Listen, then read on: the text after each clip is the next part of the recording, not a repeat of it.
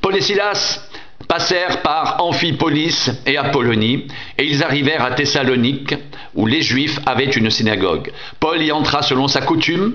Pendant 3 sabbats, il discuta avec eux, d'après les Écritures, expliquant et établissant que le Christ devait souffrir et ressusciter des morts. Et Jésus, que je vous annonce, dit-il, c'est lui qui est le Christ.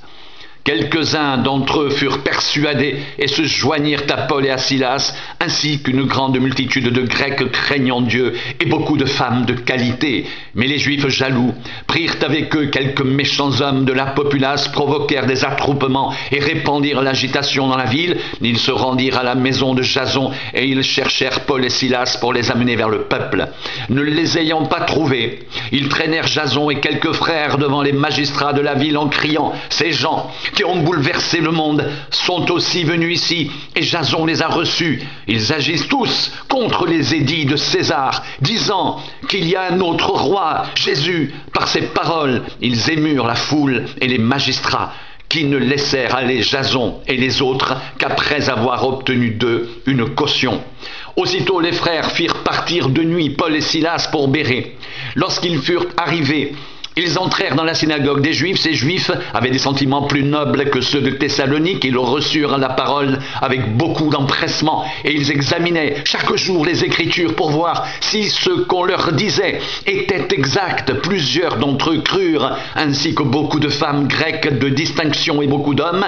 Mais quand les Juifs de Thessalonique surent que Paul annonçait aussi à Bérée la parole de Dieu, ils vinrent y agiter la foule. Alors les frères firent aussitôt partir Paul du côté de la mer. Silas et Timothée restèrent à Bérée.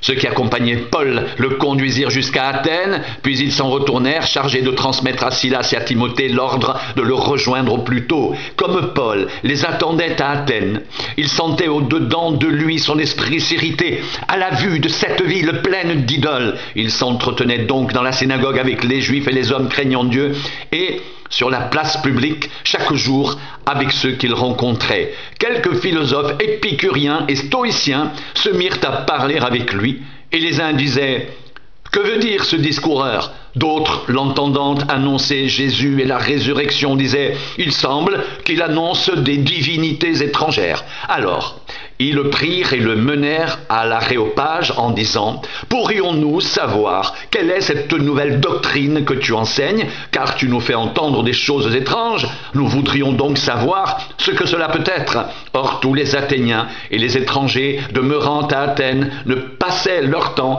qu'à dire ou à écouter des nouvelles.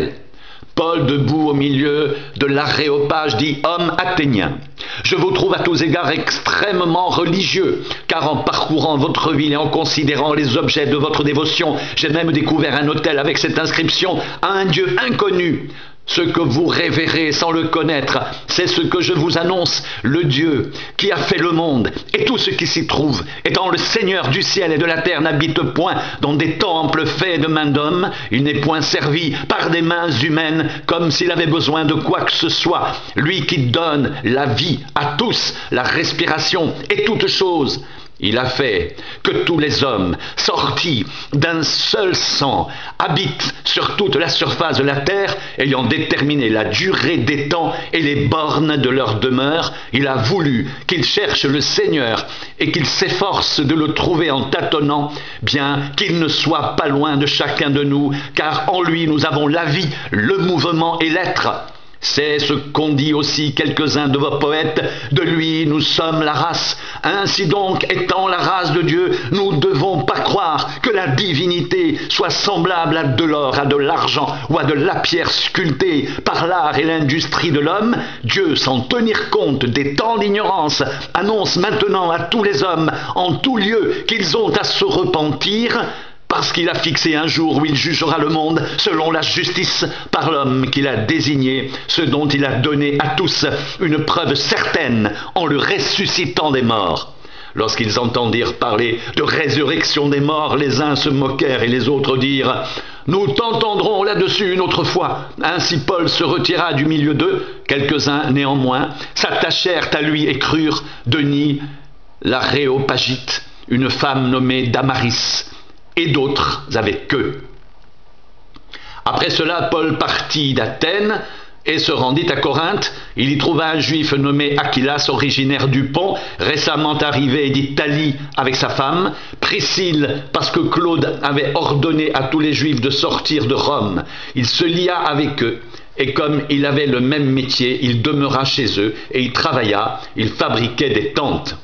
Paul discourait dans la synagogue chaque sabbat, et il persuadait des Juifs et des Grecs, mais quand Silas et Timothée furent arrivés de la Macédoine, il se donna tout entier à la parole, attestant aux Juifs que Jésus était le Christ. Les Juifs faisant alors de l'opposition et se livrant à des injures, Paul secoua ses vêtements et leur dit « Que votre sang retombe sur votre tête, j'en suis pur, dès maintenant j'irai vers les païens. » Et sortant de là, il entra chez un nommé Justus, homme craignant Dieu, et dont la maison était contiguë à la synagogue.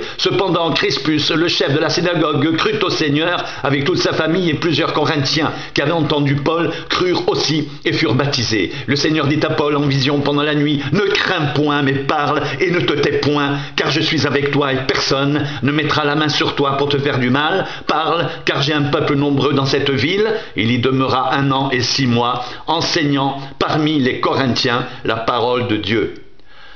Pendant que Gallion était proconsul de l'Achaïe, les Juifs se soulevèrent unanimement contre Paul et le menèrent devant le tribunal en disant « Cet homme excite les gens à servir Dieu d'une manière contraire à la loi. » Paul allait ouvrir la bouche lorsque Gallion dit aux Juifs « S'il s'agissait de quelque injustice ou de quelque méchante action, je vous écouterais comme de raison aux Juifs, mais s'il s'agit de discussion sur une parole, sur des noms et sur votre loi, cela vous regarde, je ne veux pas être juge de ces choses. » Et il les renvoya du tribunal. Alors tous se saisirent de Sosthène, le chef de la synagogue, le battirent devant le tribunal sans que Gallion s'en mette en peine.